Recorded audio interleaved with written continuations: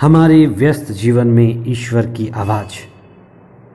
हमारी जिंदगी दो बातों से ज़्यादा प्रभावित होती है, लेने की भावना और देने की भावना। Attitude of receiving and giving. ये देने और लेने की भावना बहुत हद तक परिवारों में ही विकसित होती है। कई सारे कुशल माता पिता अपने बच्चों को बचपन से ही देने का भाव सिखाते हैं और वास्तव में देने का भाव, बांटने का भाव, परोपकार का भाव विद्यालयों से, विश्वविद्यालयों से नहीं सीखा जा सकता। ये चीज़ें हम परिवारों में सीखते हैं और प्रकृति के विद्यालय में सीखते हैं। हम सूरज देखें, चांद देखें, पेड़ पौधों को देखें, नदी नालों को, ये सब हमें देना सिखाते हैं। सारा अस्तित्व ही हमें देने का भाव सिखाता है। धरती हमें देना सिखाती है। जब हम कुछ बीज डालते हैं तो हजारों गुने उस पर फल आते हैं। हम एक आम का बीज रोपते हैं और लाखों आम के फल उसमें लगते हैं। आज के पहले पाठ में संत पौलुस देने को सबसे बड़ी उपलब्धि मानते हैं। पाने से भी ज़्यादा देना हमें संतुष्ट करता है। न केवल वस्तुओं का देना, चीज़ों का देना, लेकिन समय देना, ध्यान देना, ऊर्जा, शक्ति और प्यार देना, ईश्वरीय और सत्य के अनुभव को दूसरों को बांटना, जिससे दूसरे भी अच्छाई की ओर प्रेरित हों, सच्चाई की ओर मुड़ें, प्रकाश में जीवन बिताएं, भटकने से बचें। ये सभी देने के ही भाव हैं और ईश्वर के राज्य को विस्तार करने के लक्षण हैं। आज आप चिंतन करें कि आपके अंदर क्या भरा है, कौन सा भाव ज़्यादा है, लेने का भाव या देने का भाव। पास्का का 7वां सप्ताह 1 जून 2022 बुधवार। पहला पाठ प्रेरित चरित अध्याय 20 पद संख्याएं 28 से 38 तक।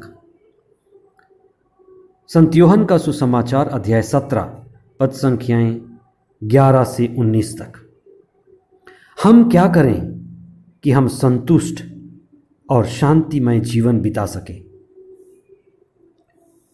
देने का भाव ही हमको संतुष्ट बनाता है।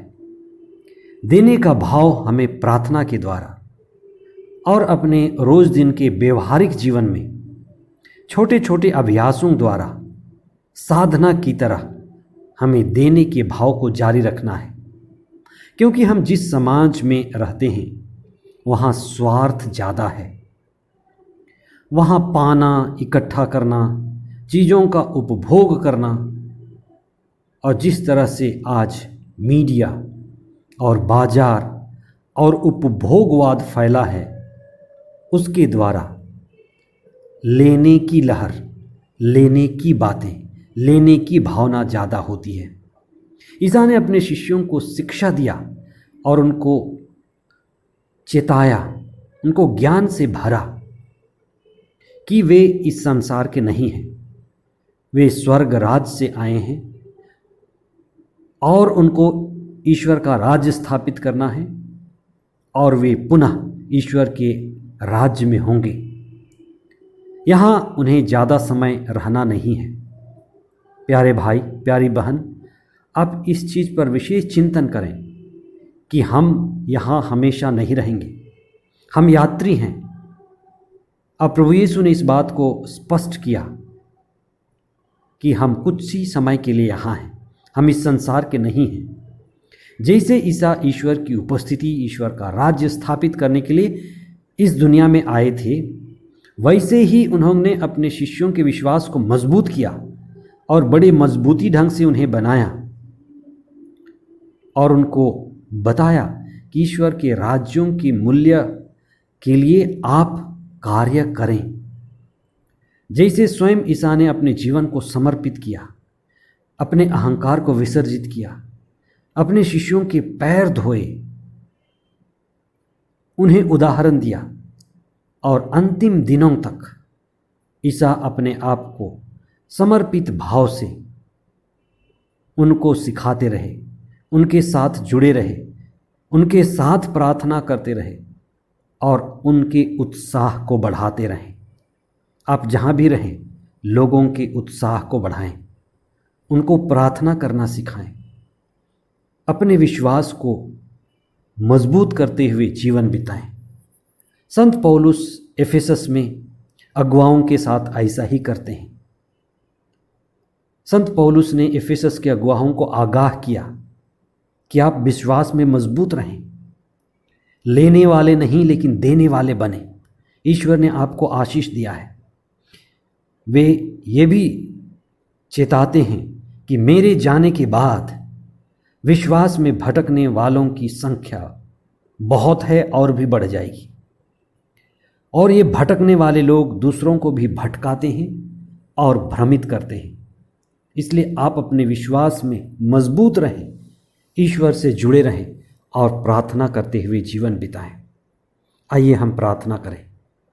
हे सर्वशक्तिमान पिता ईश्वर, हम धन्यवाद देते हैं प्रभु यीशु के लिए, जिन्होंने स्वर्ग के राज्य के मूल्यों को हमें पाना सिखाया, उनके अनुसार जीना सिखाया।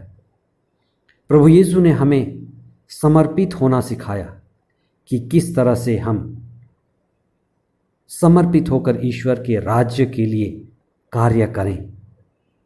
हे सर्वशक्तिमान पिता, हमें आशीर्वाद दीजिए कि जैसे आप हमारे स्रोत हैं, देने वाले हैं, हमें सब चीज़ प्रदान करते हैं, हम भी इसी विश्वास के साथ जिएं और दूसरों को देना सीखें।